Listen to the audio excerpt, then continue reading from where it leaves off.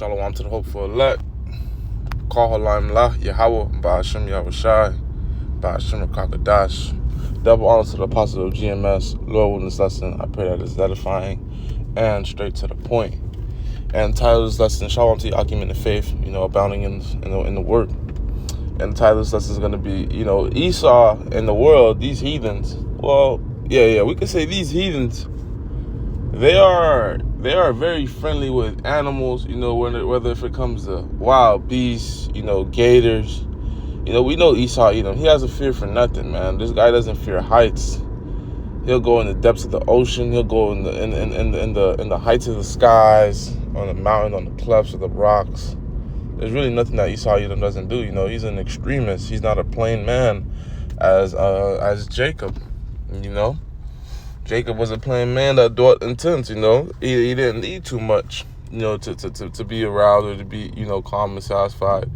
Esau Edom, he got to be on the hunt. He's like an adrenaline junkie. And Esau Edom has no fear for nothing except for, the Israelites, except for until a black man walks near their car and they got to clutch their purse and they got to lock their doors. But really, why do they do that? They do that because they're in fear of us taking back what they took from us, but what they took from us was actually given to them via the Lord, That's why they get mad at the so-called Hispanic man when he comes here. They say, oh, he's taking my jobs. Jobs that the so-called white man is not even willing to do, The white man's an extremist. He'll ride trains on top of him. He'll do anything, The guy will parachute, bungee cord, whatever the hell, extreme sports. But he won't work in the farm fields. And then when his job is taken, when Issachar or Zebulon, whatever the case may be, they come and they work and they make some money. They're shekels, they provide for themselves and set up a defense. Now it's an issue, So Esau Edom, he doesn't fear nothing but, the so-called black man, the so-called Hispanic man, the so-called Native American man, He's still oppressing the natives in their home, man. He's still not looking out for them because he fears one day they may get a foot up on him. He fears one day that he may no longer be the head conducting all the work, but he may turn into being the tail, which is prophecy, But I wanted to get into animals, since that's what that's what I opened up with. This guy's not afraid of no kind of beast. And the Lord's like, you know what? That's no problem. And that's why he's going to change the places of the beast, into the communities, man. Because Jake, we was getting into this yesterday in the spirit, yesterday at camp. The more money you have, the more attached you are to this society. Jake don't really have much here. Even though Jake be bugged out and they like their carnal things and their worldly things, they still don't have much as Esau for them to be, crying about. Esau Edom, they ain't gonna be willing to leave their $5 million homes behind, their boats and all that, man. They work hard for that, and they don't want to lose that. They're very attached to it, So they're gonna be found in a lot of their homes and a lot of their communities. They're not gonna be ones to leave and give it up without a fight. And we're gonna get into this right here, Book of 2 Ezra, chapter 5, verse 8. There shall be confusion in many places, and the fire shall be oft sent out again. And the wild beasts shall change their places, and menstruous woman shall bring forth monsters. And that menstruous woman bringing forth monsters is talking about birth defects, because of the times we're coming into, man. The Lord's about to be putting spirits on these women and their seeds, to be pushing forth, literal baby demons, man. Not like illustrated cartoon like, but babies that aren't coming out as healthy as they were before, man, because the food's getting worse, the air is getting worse, the chemicals are going to be getting worse, pestilences are going to grow, you understand? And you're going to have a lack of, nutritional needs and supplies. And it says the wild beasts shall change their places. That's what I want to focus on. You're going to have, let's see, the America's or each state's most wildest animal. Wow. Yeah, we're going to get into this real quick. This is a gym that's in transit, so bear with me if I'm taking my time. But in Connecticut, you got bobcats, you got deer. These are strong animals, man, with strong bite force and strong swipe force. When I say swipe force, their paws and their claws. If they swipe at you, they can remove a good amount of skin. A lot of these animals have bones on their tongue. If they even lick you, you'd be hurt. Bees, wasps, yellow jackets. These are forms of locusts. The Lord could, send a swarm of. You're not scared of one bee, right? But shit, if it's 100 to 1,000 bees, But the mess, you got cattle. That's not too harmful. Hornets, wasps, dogs. Yeah, you feel me? The Lord could put a spirit in your dog. We're gonna get into that. But yeah, a lot of people own dogs, man. A lot of people own wild animals and they think they're fine. Things like that. But that's just going to show you, there's many stuff. You got gators, you got spiders, you got snakes, you got coyotes, and these dogs are domesticated. So once they stop getting their kibble, their little play and their little walk, their daily walk and their little shit pad and all that, once they get roughed up, they ain't gonna be as domesticated as they were. Ecclesiasticus or Sirach chapter 39 verse 28. There be spirits that are created for vengeance, and vengeance is payback. It goes back to the Hebrew word naquam, which in their fury lay on sore strokes. So they cause great damage. And the time of destructions, they pour out their force. So that means they ain't they prime. They do everything that the Lord has. They use every gift that the Lord has given them. You know how you go in a fight and they say, "Oh, you can't kick." Man, you get in a fight, man. You do whatever the hell you do, so you gotta defend yourself, And that's what these animals are gonna do, man. They're gonna be like superheroes, man. They're gonna use all their capabilities, their speed, their bite force, their balance. They gonna be looking like, lesser gods out here, because people gonna be fearful of them, and appease the wrath of him that made them. That's on point, man, because the Lord is going to be the one to arouse these spirits, man. You got to understand, the Lord has dominion over every living thing. A tree could fall right now, and you have to give the Lord praises because the Lord has done that, man. You cannot give science praise for that.